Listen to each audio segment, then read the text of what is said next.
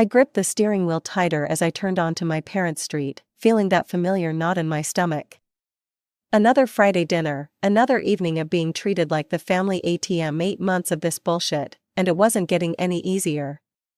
My name's Naomi, I'm 27, and apparently, I exist solely to fund my older sister's lifestyle choices. Let me back up a bit. 8 months ago, I showed up for what I thought would be a normal family dinner. I was wrong. My parents sat me down for what they called a family discussion. My sister Vanessa was there with her husband Derek and their 2 kids, Emma, 4, and Liam, 2. Vanessa has always been the golden child. Growing up, she got the bigger bedroom, the newer clothes, and our parents' undivided attention. I got used to being an afterthought. When she got married at 22 to Derek, an entrepreneur with big dreams and sporadic income, our parents threw them a lavish wedding that they couldn't afford. When I graduated college with honors, I got a card and dinner at Olive Garden. Naomi, my mom had said that night 8 months ago, we need to discuss something important. Her tone made it clear this wasn't a request. Vanessa and Derek need help with their rent, my dad continued. We're going to help them, and we need you to contribute as well. I remember thinking they meant a couple $100. That seemed reasonable enough. Family helps family, right? We'll be giving them $1,000 a month, Mom explained, and you'll be contributing the same. I nearly choked on my water. $1,000 every month? That's insane. I'm saving for my own place while paying rent myself. Vanessa rolled her eyes. We're renting a 2-bedroom house for the kids. It's expensive, but they need the space. Why can't you get a cheaper place or maybe, I don't know, get a job? I asked Vanessa. The looks I got from everyone at the table made me feel like I'd suggested selling one of the children. Derek's career is demanding, Vanessa said defensively. Derek nodded importantly, though his career consisted of sporadic contract work that left them broke more often than not, and I need to be home with the kids. I can't afford $1,000 a month, I protested. Mom's face hardened. Family sacrifices for family, Naomi. Or have you forgotten how much we've done for you? And there it was, the guilt trip, right on schedule. Last Christmas, I'd bought Emma and Liam toys from Target instead of the overpriced stuff from that boutique store Vanessa loved. You'd think I'd given them rocks based on how my family reacted. The entire holiday was ruined by passive-aggressive comments about my thoughtless gifts. So I gave in. Every month for 8 months, I'd been transferring $1,000 to Vanessa, eating ramen more often than I'd like to admit and watching my savings dwindle. Meanwhile, when Derek had work, they'd post photos of expensive restaurant meals and new toys for the kids. When he didn't, they'd complain about being broke and hit up my parents for extra cash. Today's dinner would be the same old routine, everyone fawning over Vanessa and the kids, Derek talking about his next big project, and me sitting there like a human wallet. I pulled into the driveway, took a deep breath, and prepared for the usual circus. Inside, it was exactly as I predicted. Mom and Dad were on the floor playing with Emma and Liam. Vanessa was sprawled on the couch scrolling through her phone, and Derek was telling my dad about his latest guaranteed success project. Hey, I said, standing in the doorway. No one even looked up except Dad, who gave a half-hearted wave before turning back to Derek. Dinner was served, and we all sat down, adults at the table, kids playing in the living room. I noticed Mom and Dad exchanging glances, and my stomach dropped. I knew that look. It meant they had another family discussion planned, and those never ended well for me. Naomi, Mom started, her voice carrying that same authoritative tone from 8 months ago, we need to have a serious conversation. We've decided to give our house to Vanessa, Derek, and the kids. I looked at my sister and her husband. They weren't surprised at all, they were practically glowing with smug satisfaction. Vanessa has 2 children, Dad explained, as if I might have forgotten about my niece and nephew in the past 5 minutes. They need the space. And it's much more economical than continuing to pay rent. That actually made some financial sense, so I nodded slowly. Okay, so where will you live? Are you getting an apartment? My parents exchanged another look, this time with small smiles. My blood ran cold. We won't need to rent, Mom said cheerfully. We're moving in with you, we'll take the master bedroom. And don't worry about us paying rent, you've got that covered. Though utilities will go up a bit with 3 people, of course. I stared at them, my mouth hanging open. You can't just decide to move in with me. I'm 27, I have my own life, my own routine, I'm trying to date. I can't have my parents living with me. Mom's smile disappeared. Family requires sacrifices. Naomi, you need to sacrifice for us now. Vanessa nodded smugly. Don't forget to keep sending me the $1,000 each month, by the way. What? I exploded. Why would I keep sending you money? You're getting a free house. Vanessa looked outraged. God, you're such an egoist. I have kids, Naomi. Kids need things. I'll find a use for that money. Everyone laughed except me. This was a joke to them. I was a joke to them. It's all settled then, Dad said with finality. We'll be moving in soon. I stood up, my hands shaking. I need to go. I should clear out the master bedroom for you. What I really needed was to get out of there before I screamed or burst into tears, or both. I drove home in a rage, my knuckles white on the steering wheel. Every memory of being overlooked and taken advantage of by my family flooded back at once. The birthdays where my gifts were an afterthought. The time I got a promotion and no one remembered to congratulate me. The countless times I dropped everything to babysit Emma and Liam while Vanessa and Derek went out, never even getting a thank you. What had they ever done for me? Nothing, not a damn thing. By the time I reached my apartment, I knew exactly what I needed to do. I wasn't going to let them steamroll me again, not this time. I grabbed my phone and called my landlord, Scott. He was a decent guy in his 50s who owned several buildings in the area. Hey Scott, it's Naomi from 4B, I have a situation I need to discuss with you. What's up, Naomi, everything okay with the apartment? I took a deep breath and explained the whole situation, the monthly payments to my sister, my parents giving away their house, and their plan to move in with me without even asking. To my surprise, Scott didn't sound annoyed or inconvenienced. He sounded genuinely sympathetic. Man, that's rough, he said when I finished. My brother-in-law pulled something similar with my wife before we were married. Some people just feel entitled to whatever they want. So, about breaking the lease? I asked hesitantly. Don't worry about it, no penalties, family drama is the worst, Scott said. Then he paused. Actually, I might have a solution for you. I've got another unit vacant in my building on Maple Street. It's about the same size as your current place, maybe a bit smaller. Rent would be similar. If you want it, it's yours. I couldn't believe my luck. That would be perfect, thank you so much. No problem, when do you want to move? As soon as possible, tomorrow, if I can arrange movers. Scott laughed. You're not wasting any time, I like that.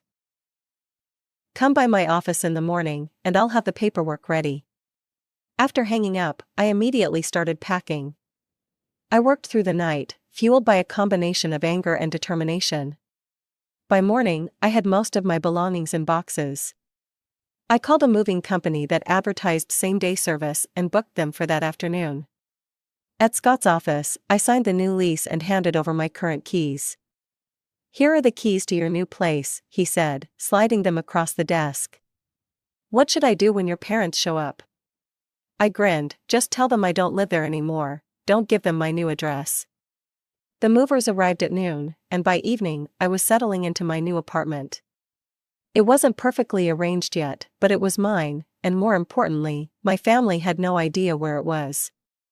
2 days later, I was unpacking the last of my kitchen items when my phone buzzed with a text from my mother.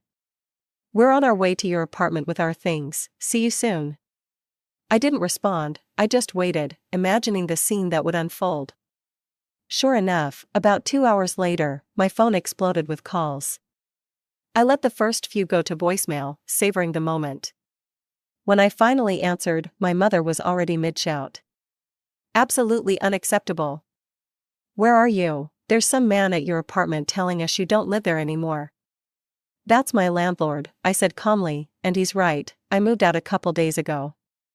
The silence on the other end was deafening, but short-lived. You what? She screamed, loud enough that I had to hold the phone away from my ear. How could you do this to us? We're standing here with all our belongings. Where are we supposed to go? Back to your house, I guess, the one you still own. This is outrageous, my father's voice came through now. They must have put me on speaker. Give us your new address immediately. We need to bring our things there. No, I said, surprised by how firm my voice sounded. I'm not giving you my new address because you're not moving in with me. Naomi, my mother was back. You are being cruel and ungrateful. You've put us in a terrible position. That was rich. I put you in a terrible position? You decided to move in with me without asking. You were going to take my bedroom. You never once considered what I wanted or how I felt. You never have. That's not true, my father protested weakly. It is true, everything has always been about what Vanessa wants, what Vanessa needs. I'm done being the family ATM and doormat. We're your parents, my mother said, her voice catching. You can't just cut us off like this. I'm not cutting you off, I'm setting boundaries. Go back to your house, figure out your own living situation, and maybe when you learn to respect me as an adult, we can talk. I hung up before they could respond. Not even a minute later, Vanessa was calling. I picked up, bracing myself. What the hell is wrong with you? She screeched without preamble. Mom and Dad are coming back to my house now. This is so unfair, you need to take them. Quiet, I said sharply. The command was so unexpected that Vanessa actually stopped talking. I'm done solving your problems, I continued, and I'm done sending you money every month. As of right now, those $1,000 transfers are cancelled. You can't do that, she shrieked, finding her voice again. We need that money. You selfish bastard, after everything. I hung up, blocked her number, and my parents' numbers too. Then I opened my banking app and cancelled the automatic monthly transfer to Vanessa's account. As I put down my phone, I felt lighter than I had in years. The guilt and obligation that had weighed me down for so long were gone. In their place was something new, pride. I had finally stood up for myself. I poured myself a glass of wine, the good stuff I usually couldn't afford, and looked around my new apartment. It wasn't perfectly set up yet, boxes still littered every surface, but it was mine, my space, my rules. The peace I'd found in my new apartment didn't last long. After about 2 weeks of blissful silence, my extended family started calling. First was Aunt Carol, my mom's sister. Naomi, sweetie. I haven't seen you in ages, where are you living now?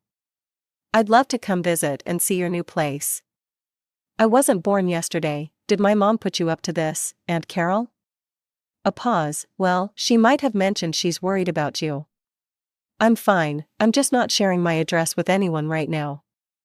Next was Uncle Mike, then my cousin Tiffany, then even my dad's bowling buddy Steve, who I'd met maybe twice in my life. Each call had the same awkward energy, forced casualness, followed by not-so-subtle fishing for my new address. Look, I finally told my grandfather, the last in this parade of family spies, I know Mom and Dad are behind all these calls. I'm not giving anyone my address, please tell them to stop using you all as their personal investigators. Grandpa had the decency to sound embarrassed. They're just concerned, kiddo. They're concerned about their plans being ruined, not about me, I corrected him. The call stopped after that. I thought maybe they'd finally accepted my decision and were moving on. I was wrong. One Tuesday evening as I left work, I spotted my parents' blue Subaru parked across the street from my office building. I pretended not to notice them and walked casually to my car in the parking lot. I could see them in my rearview mirror as I pulled out. They were following at a distance, trying, and failing, to be inconspicuous. I smiled to myself. Did they think they were in some spy movie?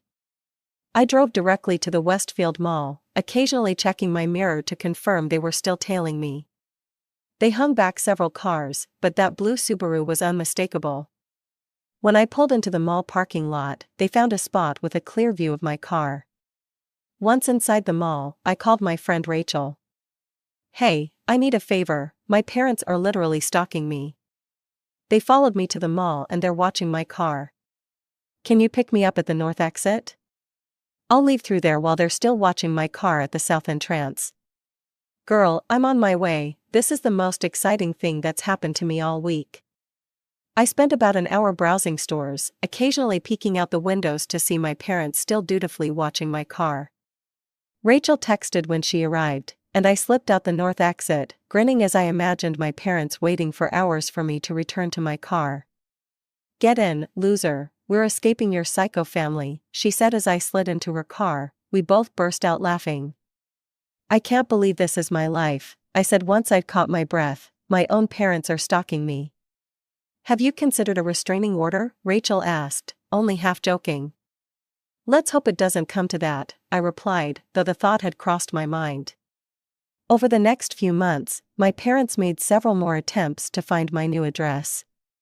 They tried following me from work 2 more times, but I was vigilant.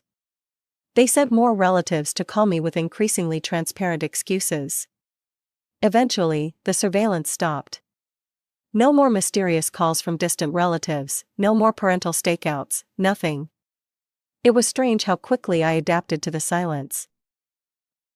For the first time in my adult life, I wasn't constantly anxious about family obligations or unexpected financial demands. I started putting the $1,000 I used to send Vanessa into savings each month. I went on dates without worrying about my parents showing up unannounced. I bought a nice couch without feeling guilty about wasting money on myself. I was happy. Really, genuinely happy. Then came the email, 2 weeks before Christmas, from Mom. Naomi, I hope this email finds you well. It's been several months since we last spoke, and your father and I have had a lot of time to reflect on our actions. We realize now that we overstepped boundaries and didn't consider your feelings. For that, we are truly sorry. Vanessa wanted me to tell you that she's found a job at the elementary school as an administrative assistant. She and Derek are renting their own apartment now, and they're managing their finances independently. They're doing well. Your father and I are still in our house. After you left, we realized how unreasonable our expectations were. We should never have tried to force ourselves into your life that way. We would very much like to see you this Christmas. Nothing fancy, just family dinner at our house, no demands, no expectations. We miss you, Naomi, we'd like a chance to make things right. Please consider it, you don't need to respond right away, love, Mom. I read the email 3 times, not quite believing what I was seeing. An apology, from my mother? And Vanessa had a job? Was this a genuine olive branch or another manipulation tactic? After a lifetime of being the less favored child, of having my boundaries trampled and my generosity exploited, could I trust this sudden change of heart? I closed the laptop without responding. I needed time to think. That night, I dreamt of childhood Christmases. The way Vanessa would rip open mountains of presents while I carefully unwrapped my much smaller pile. The way Mom would beam when Vanessa hugged her but barely notice when I did the same. The constant comparison, the persistent feeling that I was somehow less worthy of love and attention. But I also remembered glimpses of genuine connection. Dad teaching me to ride a bike. Mom nursing me through a terrible flu when I was 10. The rare moments when Vanessa and I got along, sharing secrets and giggling late into the night before our relationship soured in our teens. Were those moments enough to build a new relationship on? Could we ever have a healthy family dynamic, or would I always be the afterthought, the backup plan, the walking ATM? I didn't have answers. All I knew was that I'd found my strength, my voice, my boundaries. Whatever happened next, I wouldn't lose those again. I stared at my mother's email for days, the cursor hovering over the reply button before I'd close my laptop and walk away. Christmas was a week away, and I still hadn't decided what to do. I drafted and deleted a dozen replies to my mom's email. None of them felt right. Too cold, too forgiving, too tentative. Finally, I wrote. Mom, I'll come for Christmas dinner. What time should I be there? Short, non-committal, but not rude. I hit send before I could change my mind. My mother's reply came less than an hour later. Naomi, we're so happy you're coming. Dinner will be at 5, your father is making his special prime rib. Just bring yourself, no gifts necessary, love, Mom. The no gifts necessary part caught my attention. Usually, my family made a big deal about expensive presents, especially for Vanessa's kids. This was different. The week leading up to Christmas was a blur of last-minute work deadlines and holiday preparations. Despite my mom's assurance that gifts weren't necessary, I picked up small presents for everyone, nothing extravagant, just thoughtful tokens. I wasn't going to change who I was just because they might have changed. Christmas Day arrived cold and clear. I dressed carefully in a sweater I liked, not the one Vanessa had once told me at least hides your stomach. I drove to my parents' house with a knot in my stomach, rehearsing responses to potential provocations. If they ask for money, I'm not in a position to help financially right now. If they pressure me about my address, I'm happy with my living situation and prefer to keep it private. If they criticize my life choices, I appreciate your concern, but I'm comfortable with my decisions. I pulled into the driveway, took a deep breath, and approached the front door. Before I could knock, it swung open. My mother stood there, looking somehow smaller than I remembered. She stepped forward and hugged me, not the perfunctory embrace I was used to, but a real hug, tight and lingering. I stood stiffly for a moment before cautiously returning it. Inside, the house smelled like prime rib and pine. My father appeared from the kitchen, wiping his hands on a dish towel. There she is, he said, smiling hesitantly. He too embraced me, patting my back awkwardly. Merry Christmas, kiddo. Where are Vanessa and the gang? I asked, glancing around the suspiciously quiet house. They'll be here at 5, Mom explained. We asked you to come early. We wanted some time just with you. This was definitely new. I followed them to the living room, where a fire crackled in the fireplace and 3 mugs of hot chocolate waited on the coffee table.